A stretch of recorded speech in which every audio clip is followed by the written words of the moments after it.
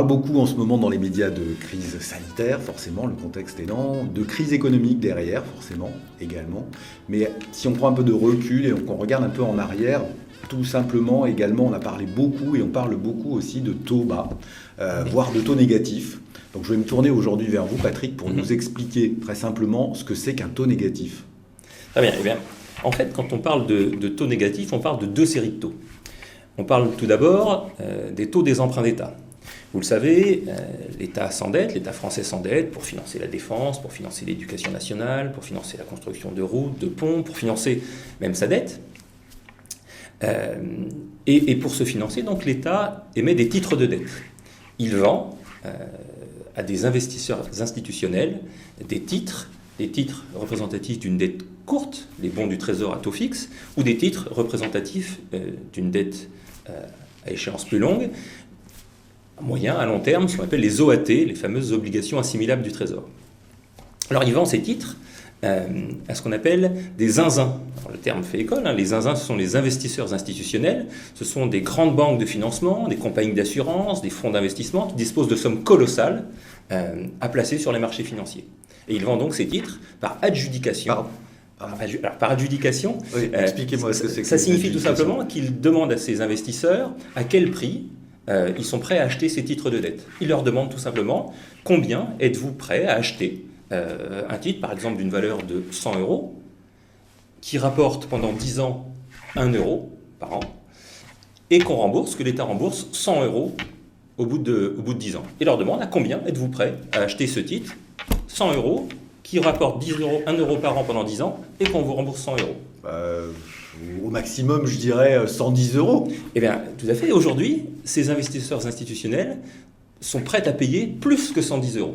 Ils perdent de l'argent alors. Alors, oui, ils perdent de l'argent. Et justement, quand on parle des taux négatifs, eh bien, on parle de ces rendements négatifs sur les emprunts d'État, sur ces obligations assimilables du Trésor.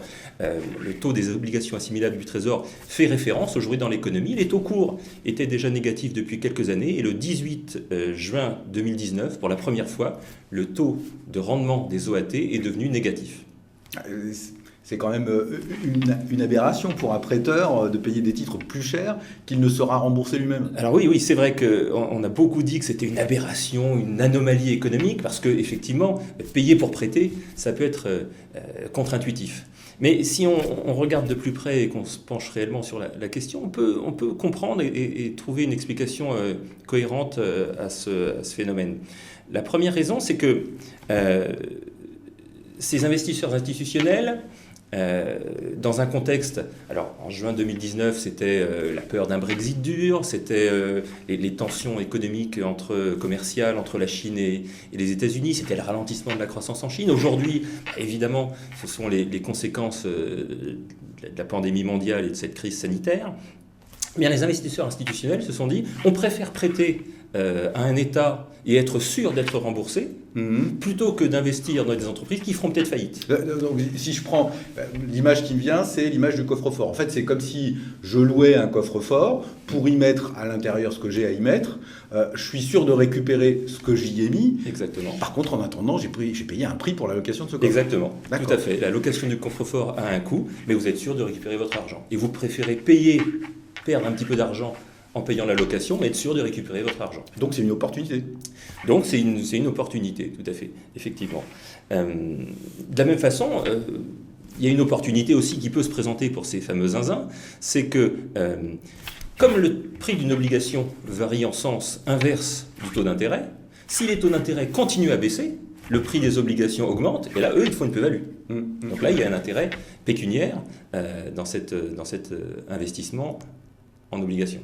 Et il y a une troisième raison pour laquelle on peut comprendre cette existence de taux d'intérêt négatifs, ou en tout cas le fait que ces obligations se vendent malgré leur rendement négatif, c'est que la réglementation prudentielle du secteur bancaire, qui s'est considérablement durcie depuis une dizaine d'années, depuis la fin de la crise des subprimes, elle impose désormais aux banques de détenir des titres sûrs.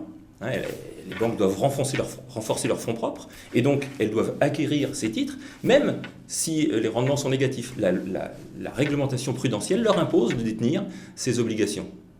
Donc, si je comprends, hormis les banques, si je comprends bien, hormis les banques à qui c'est imposé, vous venez de le dire, les taux négatifs d'emprunt, c'est pas une aberration finalement. Non, Pour autant, vous disiez qu'il y avait également au début de votre intervention, vous disiez qu'il y avait plusieurs types de taux. Oui, c'est vrai que les taux négatifs renvoient au taux des emprunts d'État.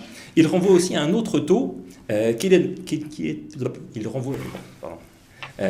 Donc, oui, c'est vrai, les taux négatifs renvoient au taux des emprunts d'État. Ils renvoient aussi à un autre taux, l'un des taux directeurs de la Banque centrale, qui est le taux des facilités de dépôt. Depuis 2014, la Banque centrale européenne impose aux banques, taxe les banques quand elles déposent de l'argent sur le compte qu'elles ont auprès de la Banque centrale. Le taux des facilités de dépôt est aujourd'hui à moins 0,5, c'est-à-dire que les banques sont taxées quand elles déposent de l'argent sur ce compte. Donc, on voit bien que de nouveaux outils sont apparus dans la politique monétaire.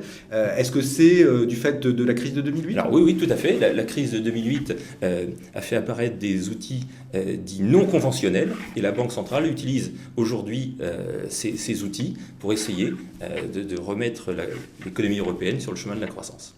Alors, pour conclure, il faut juste aussi avoir bien en tête que, et ça vos clients risquent de ne pas être contents, mais ils l'ont déjà observé j'imagine, bien évidemment les taux négatifs ne sont pas les taux qu'on pratique à la clientèle au Crédit Agricole.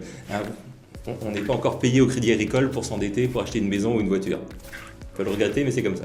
C'est comme ça. En tout cas, merci beaucoup Patrick, et puis à bientôt pour une nouvelle chronique. Tout à fait, à très bientôt.